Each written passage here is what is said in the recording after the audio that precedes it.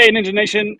Quick video for you about something that I am learning right now. After 16 years of being in sales, after several years of being in the sales ninja world and teaching and coaching and training insurance entrepreneurs all over the United States how to make their sales process easier, faster, simpler, and more transferable. Now, we got something right now that we're learning just because, frankly, the number of people I get to work with and communicate with, and I teach all the time that ultimately the market is your boss. It's not me, it's not you, it's not your hierarchy, it's not your carrier, it's not your product, it's not your commissions, it's not your clients. Like the market in which you operate is your boss. The prospects that you go out knocking on their doors or calling them or trying to schedule appointments with them to discuss your offer, those people, that market is your boss. And if you'll learn to listen to that market, boy, they will give you a treasure trove of gold.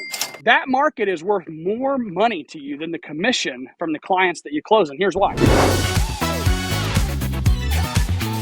Because for most salespeople's entire career, for generations of careers, we treat all the market's objections as something that has to be overcome. And if you've hung around me for more than 5 minutes, if you've watched more than one of these YouTube videos, you know just how adamant I am about stop overcoming objections. And yet, no matter how many times I say it, no matter how many YouTube videos I've created, no matter how many times I have tried to explain the importance of stop overcoming objections, people still do it because that is sales training 101. I mean, just go on Google or go on YouTube right now and type in how to handle objections, and you're going to find, golly, hundreds of videos with tens of thousands, if not hundreds of thousands of views that talk about how to overcome objections. And it's so freaking stupid because it's the wrong way to handle objections. If you understood that when the market is giving you objections, if you would learn to listen to them, the market's giving you gold saying, hey, the reason I'm objecting is because I currently see no need or no value in what it is that you're trying to offer to me. Change what you're trying to offer to me, or change the way you're communicating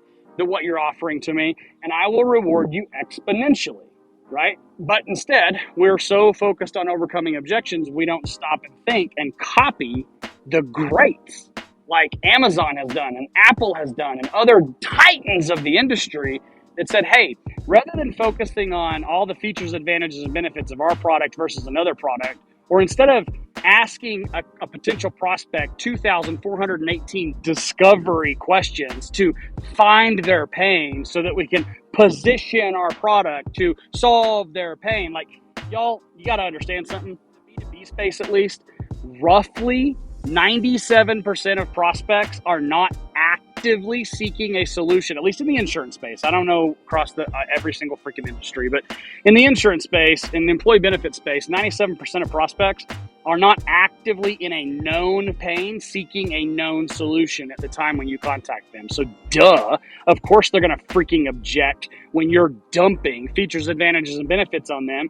saying this is why we should meet. And they're like, I just don't see any reason to. I think we're all good. We got everything handled. Our broker handles that, or whatever the other 9 objections they are. And then you work to overcome those objections, because what the market is actually trying to tell you, what the market has been telling us, we have a sexy offer. Our solution and what we do over at the Benefit Doctor to legitimately cure the pain of employee benefit, I believe, is the very, very, very, very best offer out there in the brokerage employee benefit space. Like, it's freaking good, really good. And yet, when I look at the data and the analytics and I see how many calls we're making versus how many decision makers we're contacting to appointment scheduled, it's definitely better than average, but it's not anywhere near where I expect it to be. So I can either accept the law of large numbers. Hey, the more activity we do, the more calls we make, the more appointments we schedule, the more people we can help. Sure, I can do that, but that's not me. Y'all know that that's not me. I kind of literally train against that type of mentality. And it's because I understand the extreme importance of understanding and respecting who your freaking boss is. And the boss has been telling us over the last several months, like, our current broker kind of does something similar, or our current broker is doing X, Y, Z, or that's really interesting, but I think we already have that type of stuff handled. And I'm like, no, you don't. Oh my gosh. And like, I want to go into the what's wrong with you? Like, but that's the same exact approach that so many carrier reps take when they talk about how their product can be put in place at no direct cost to you, business owner, and pre-tax savings, business owner. And when you factor in the reimbursement we pay for wellness plans, basically free, Mr. Business Owner, Miss Business Owner. Like, Basically, most carrier reps kind of have the attitude that if you don't put this in place, you don't care about your employees, and then you're kind of an idiot. Like, I've heard people literally say, "What's wrong with them? They're dumb. I provide so much value that if they don't move forward, they're just an idiot." Well, those carrier reps that have that attitude are missing the boat, man, on listening to the market, especially when the market's telling you a similar story over and over and over again and giving you objections to scheduling that appointment or giving you objections to moving forward in your sales process. The objections are the gold. Those objections is the gold that if you will solve the root problem, you will schedule more appointments than anyone else in your space. Because the objections contain the gold, if you'll solve that objection problem inside of your sales presentation, instead of your sales conversation, you will close more deals. You can have the identical same offer, but the way you convey it, the way you present it, the way that a customer has the aha, like that's the thing. They gotta have the aha. If they are part of the 97% that do not have a known pain and are not actively seeking a known solution, then your freaking sales process, I'm preaching to myself right here, okay? So just like so much of what I preach and teach and coach on YouTube and give to you guys over the last several years, I can do it with a lot of sincerity and authority because I do this crap for real with real prospects in the real field every single day. So I'm finding out what's working today, right now. I don't have to tell the stories of 10 or 15 or 20 years ago. Back when I was in the field, I'm still in the field. I'm very passionate and fired up about this stuff because so often the people that you're learning from haven't sold a thing. Some of them haven't sold a thing ever. They have the title of sales trainer and they haven't ever actually sold anything ever, except anyway. And then there's a whole bunch of others that have sold the thing in the 1980s. Like, could we please talk at least post-COVID?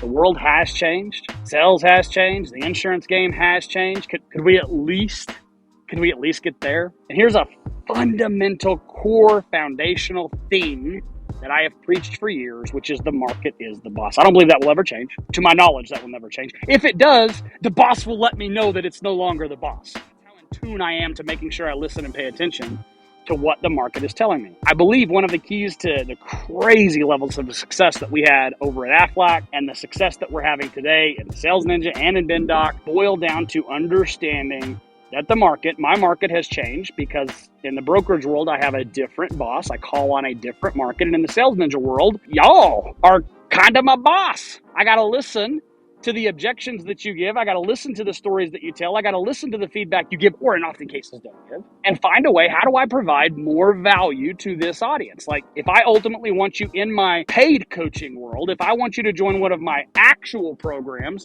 well then, man, I got to make sure that the offer is so freaking crystal clear on the outcome you will receive. But y'all, like, this is, I know we're a few minutes into this, but I feel like there's some gold hidden in this rabbit I'm chasing. I keep saying gold. Must be because there's water and rocks, whatever. Hey, listen, treat the objections you're getting like gold. Find why you're getting them over and over and over again. Go back and watch my Stop Overcoming Objections video that I put out here on YouTube and other objection training videos I put on YouTube. Guys, I don't think most of you understand the extreme power and gift that are hidden inside of not hidden, they're in those videos, but you got to like stop, watch them, plug your brain in, actively think. God forbid you leave a comment or something. I guess I'll guilt trip you into it if nothing else. But I promise you that if number one, you understand the market's the boss. Number two, gold is in them objections. Number three, learn to listen to those objections and then watching those other YouTube videos I've already done for you. How do you craft your value proposition that is so freaking strong that when your avatar, another YouTube video I've done for you, has desire for what? The outcome you provide. What outcome you provide? Well, if you listen to the objections, you can get even more clear on how to articulate the outcome you provide, that the 97% of your prospects that are not actively looking for your solution at the time that you call on them can suddenly become much more interested if the value proposition that you're delivering, or another way I like to say that, the outcome you provide for the avatar you serve, if it aligns with who they are and an outcome they are interested in, boy, you will schedule more appointments. So I'm looking at our internal sales processes right now.